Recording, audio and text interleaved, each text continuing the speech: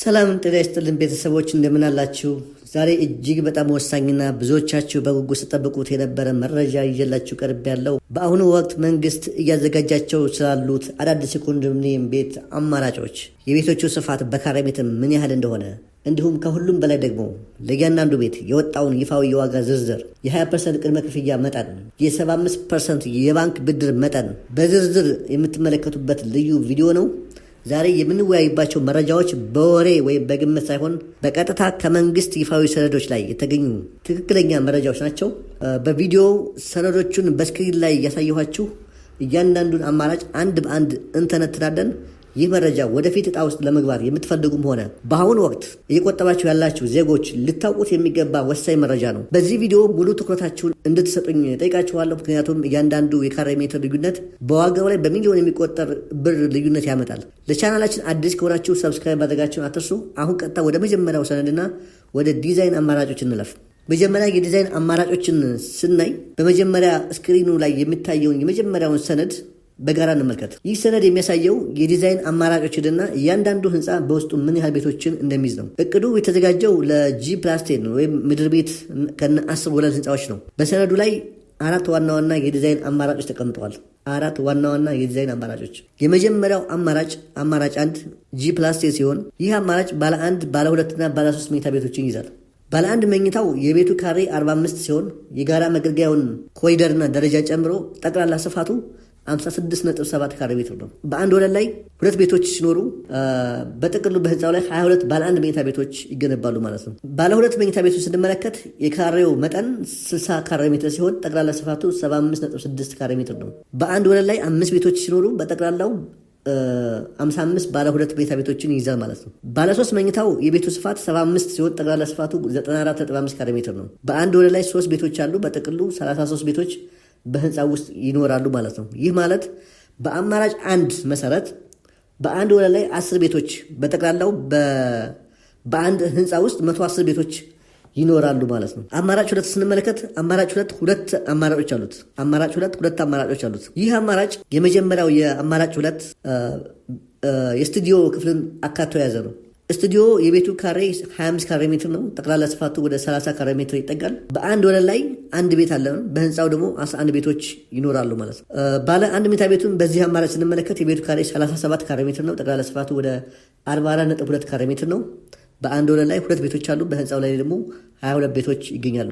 ባለ 2 መኝታ ቤቶች የቤቱ ካሬ ወደ 52 ካሬ ሜትር ነው።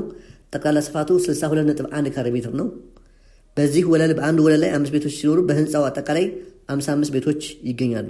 በዚሁ ደረጃ ባለ 3 መኝታ ቤቶች የካሬው መጠን 65 ካሬ ሲሆን ጠቅላላ ስፋቱ 77.6 ካሬ ሜትር ነው። በአንድ ወለል ላይ 2 ቤቶች አሉ። በህንፃው አጠቃላይ 22 ቤቶች ይገኛሉ ማለት ነው። እዚህ ላይም ድምሩ በአንድ ወለል 10 ቤቶች ሲሆኑ በህንፃው 110 ቤቶች ይገኛሉ ማለት ነው። የአማራጭ 2 ሁለተኛው አማራጭ ከላይ ካየነው አማራጭ ጋር ተመሳሳይ የቤት ካሬ ስፋት ነው። ባለ 37 ካሬ ሜትር፣ 52 ካሬ ሜትር፣ 65 ካሬ ሜትር አለው። ነገር ግን የቤቶቹ ክፍፍል ይለያያል። እዚህ ላይ ስቱዲዮ የለም። ባለ 1 መኝታ ቤት 22 ቤቶች ናቸው። ባለ 2 መኝታ ቤቶች 55 ቤቶች ናቸው። ባለ 3 መኝታ ቤቶች ደግሞ 33 ቤቶች አሉት ማለት ነው። በአጠቃላይ በአንድ ህንፃ ውስጥ 110 ቤቶች ይይዛል ማለት ነው። አማራጭ 3 እንመልከት። ይህ አማራጭ ደግሞ ሰፋፊ ቤቶችን ለሚፈልጉ የተዘጋጀ ይመስላል። ባለ 1 መኝታው የቤቱ ካሬ 60 ካሬ ሜትር ነው። ጠቅላላ ስፋቱ 72 ካሬ ሜትር ሲሆን በህንፃው 11 ቤቶች አሉት። ባለ 2 መኝታው የቤቱ ካሬ 75 ካሬ ሜትር ነው። ጠቅላላ ስፋቱ 90 ካሬ ሜትር ሲሆን በህንፃው ደግሞ 33 ቤቶች አሉት ማለት ነው። እንግዲህ ባለ 3 መኝታውን ስንመለከት ደግሞ የቤቱ ካሬ 105 ካሬ ሜትር ነው። ጠቅላላ ስፋቱ 126 ካሬ ሜትር ይጠጋል።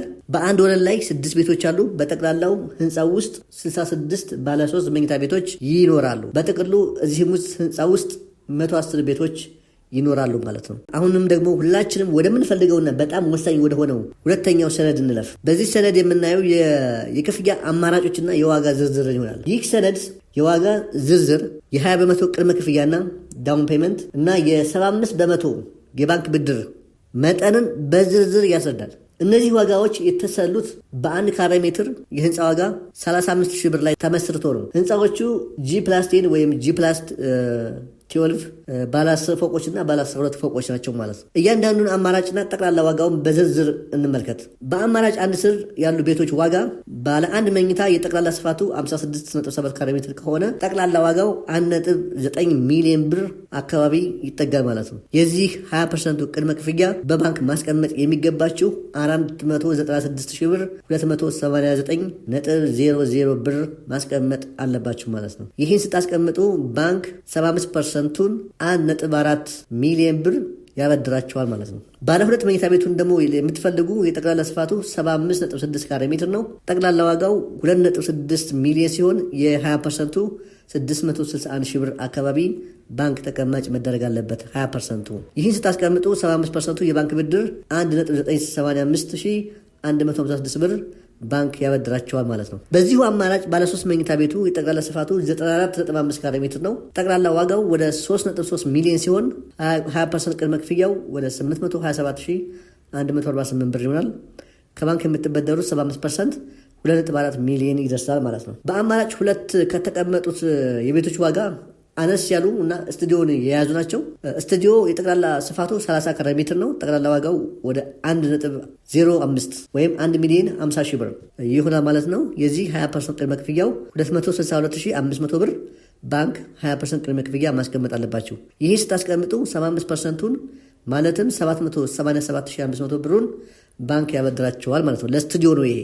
በዚሁ አማራጭ ውስጥ ባለ አንድ መኝታ ቤቱ የጠቅላላ ስፋቱ 44.2 ካሬ ሜትር ነው። ጠቅላላ ዋጋው 1.5 ሚሊዮን አካባቢ ነው። 20%ቱ ወደ 386 ሺህ ብር ተቀማጭ ማድረግ አለባችሁ። ይህ ስታስቀምጡ ባንክ 1.1 ሚሊዮን ብር ያበድራቸዋል ማለት ነው። ባለ ሁለት መኝታ ቤቱ የጠቅላላ ስፋቱ 62.1 ካሬ ሜትር ነው።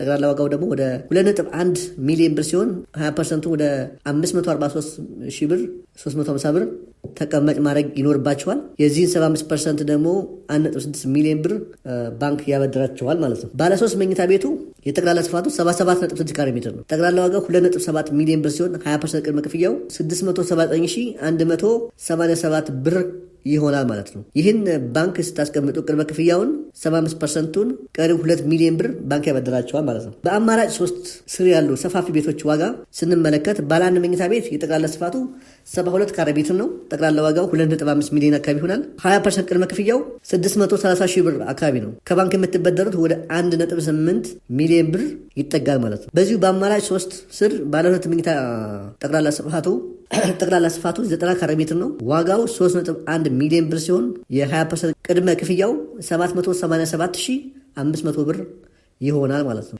ይህን ባንክ ስታስቀምጡ ባንክ የሚያበድራችሁ 2.3 ሚሊዮን ብር ባንኩ ይጨምርላችኋል ማለት ነው። የመጨረሻው ባለ 3 መኝታ ቤት የጠቅላላ ስፋቱ 126 ካሬ ሜትር ነው። በጣም ሰፊ ነው።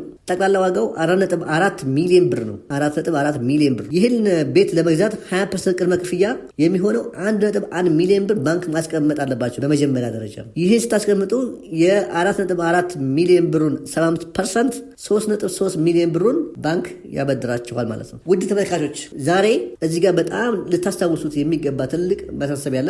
በሰነዱ ግርጌ ላይ በግልጽ እንደተቀመጠው ይህ ዋጋ በየሩብ ዓመቱ በሚደረገው የዋጋ ማሻሻያ ሊጨምርም ሊቀንስም ይችላል። ይህ ማለት በገበያ ላይ የኮንስትራክሽን እቃዎች ዋጋ ሲጨምር ጠቅላላ የቤቱ ዋጋ ሊቀየር እንደሚችል ቀድሞውኑ ፍንጭ እየሰጠ ያለበት ሁኔታ ይታያል። እንግዲህ ይህንን መረጃ ስንገመግመው ምን እንረዳለን? በአሁኑ ወቅት የቤት ባለቤት ለመሆን ዝቅተኛው ዋጋ የስቱዲዮ ቤት ሲሆን እሱም 1.05 ሚሊዮን ብር ነው ወይም 1 ሚሊዮን 500 ሺህ ብር ማለት ነው። ለዚህ የቤት ዕጣ ውስጥ ለመግባት ወይም ለመረከብ ቢያንስ 262,500 ብር በእጃችን ሊኖር ይገባል። ከፍተኛው ባለ 3 መኝታ ቤት ሰፊው ቤት ማለት ነው ደግሞ 4.4 ሚሊዮን ብር የሚያወጣው የ20% ቅድመ ክፍያው 1.1 ሚሊዮን ብር ይደርሳል ማለት ነው። ይህ የሚያሳየው የቁጠባ አቅማችንን አሁን ካለው የገበያ ሁኔታ ጋር ማመጣጠን እንዳለብን ነው። በተለይ ደግሞ የተቀመጠው የባንክ ብድር 75 በመቶ መሆኑ ቀሪውን ክፍያ በረጅም ጊዜ የመክፈል እድል ስለሚሰጥ ለቤት ፈላጊው ማህበረሰብ ትልቅ እፎይታ ነው። እንግዲህ የተከበራችሁ ተከታታዮች የአዲሶቹ የኮንዶሚኒየም ይፋዊ የዲዛይን ስፋትና የዋጋ ዝርዝር ይህን ይመስላል። ሰነዶችን በሚገባ አይተናል። እናንተ ከአሁኑ የኑሮ ሁኔታና ከቁጠባችሁ